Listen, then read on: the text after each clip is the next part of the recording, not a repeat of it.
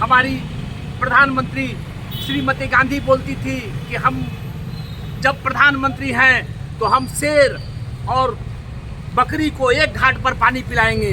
SC ST को, अल्पसंख्यक को अधिकार दिया। आज पुनः हम स्वागत करते हैं अपने दर्शकों का। आज हमारे रवि रंजन सिंह जी और रामचंद्र शर्मा जी हमारे पास मौजूद हैं।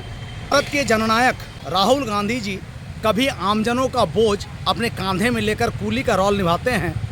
आज अचानक जयपुर पहुंचे एक विद्यार्थी के साथ उसके स्कूटी में बैठकर वो भ्रमण किए। क्या संदेश था राहुल गांधी का? वो अचानक ये प्रोग्राम बनाए कि हम स्कूटी की यात्रा करेंगे। पढ़ने वाली छात्राएं को स्कूटी वितरण करना था, ये गहलोत सरकार की तरफ से स्कूटी वितरण किया जा रहा था, और उस प्रोग्राम में अचानक राहुल गांधी जी पहुँच गए। और पहुँचने के बाद में वे स्कूल के छात्राओं के साथ स्कूटी पर बैठ करके, जो आप मीडिया में भी देख रहे होंगे, और वे निकल गए। उसके बाद में वे गहलोत जी से भी मिले और बहुत सी राजनीतिक चर्चाएं हुई। जबकि एक चीज़ बहुत बड़ा और भी वहाँ पर आज घटना हुआ है, उसके तो राहुल गांधी जी फट से उतर करके अपने सीट से और आगे की सीट पर, फ्रंट सीट पर आकर के बैठ गए।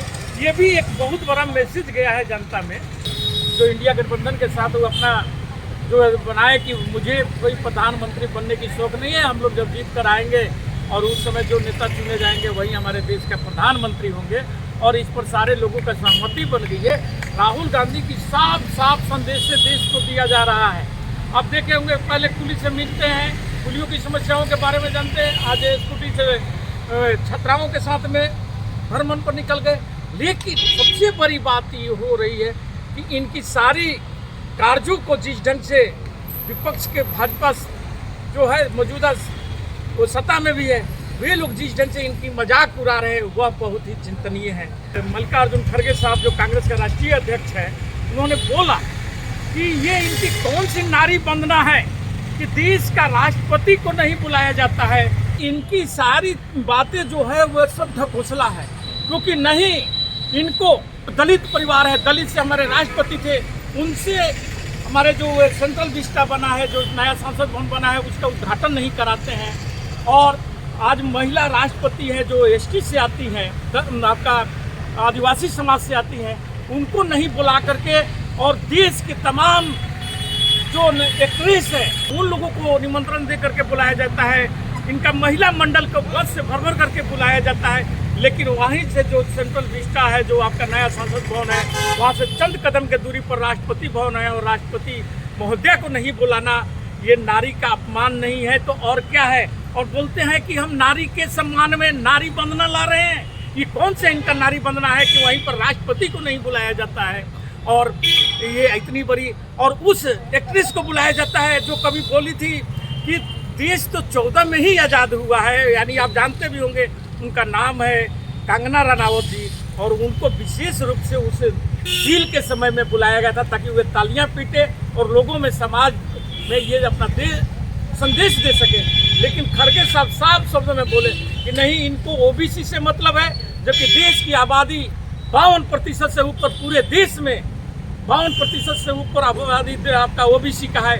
ओबीसी का उस बिल में नहीं रखना इनकी वो मानसिकता को दर्शाता है, समानता मानसिकता को दर्शाता है जो मौजूदा सरकार है। और एससी का कोई प्रतिनिधित्व उसमें नहीं देना, ये इनकी कौन सी नारी वंदना है, कौन सी नारी का। ये तो वे लोगों का पूजा करते हैं जो गोदरा में लोगों की हत्या करता है, और उन महिलाओं का जिनका कि मतलब कि पेट में बच्चा रहता है, उनका पेट चीर दिया जाता है, और उन लोगों को सजा होता है, उन लोगों को जेल से निकाल करके और ये लोग रिहा करते हैं, और उन लोगों को लड्डू खिलाते हैं और माला पहनाते हैं।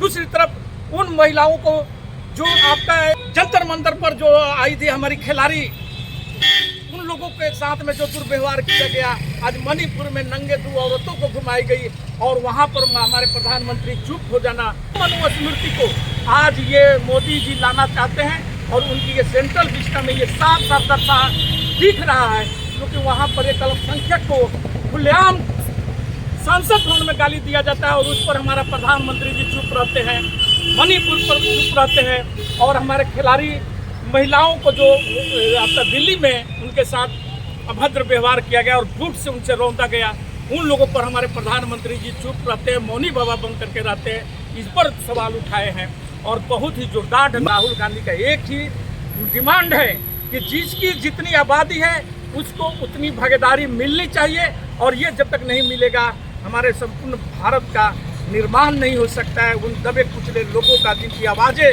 सदियों से दबाया गया है, उनकी आवाज़ें बुलंद नहीं हो सकती है। आज हमारे देश में किस तरह का बदलाव आया है, कैसी मानसिकता के लोग सत्ता में बैठे हुए हैं, जहां आरक्षण बिल पर हम एसटी, ओबीसी, अल्पसंख्यक समुदाय के लोगों को 33% से दूर रखना, भारत की महामहिम हमारी महिला राष्ट्रपति माननीय द्रौपदी मुर्मू जो आदिवासी समुदाय से आती हैं, उनको ऐसे समय में नहीं बुलाना, ये निश्चित तौर पर एक चिंतन मंथन का समय है। इस पे आप कमेंट, लाइक, शेयर करें और अपने भावनाओं को व्यक्त करें। अंबेडकर साहब ने संविधान बनाया ऐसा कि जिसमें सबको न्याय मिले। हमारे राजीव गांधी आए जो इस देश में युवा क्रांति जो लाए। हर व्यक्ति का एक कर्तव्य बनता है कि हम अपने प्रिय नेता राहुल गांधी के हाथों को मजबूत करें, जिससे उनको मौका मिले एससी, एसटी,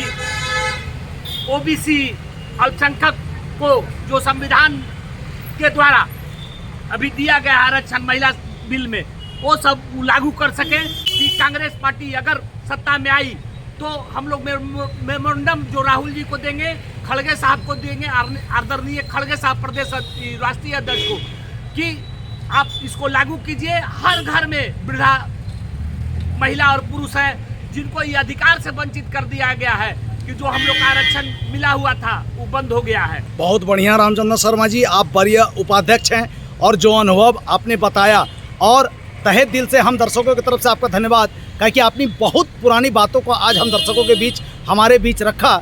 निश्चित तौर पर नारी शक्ति की मिसाल बनी थी हमारी स्वर्गीय प्रधानमंत्री माननीय इंदिरा गांधी जी।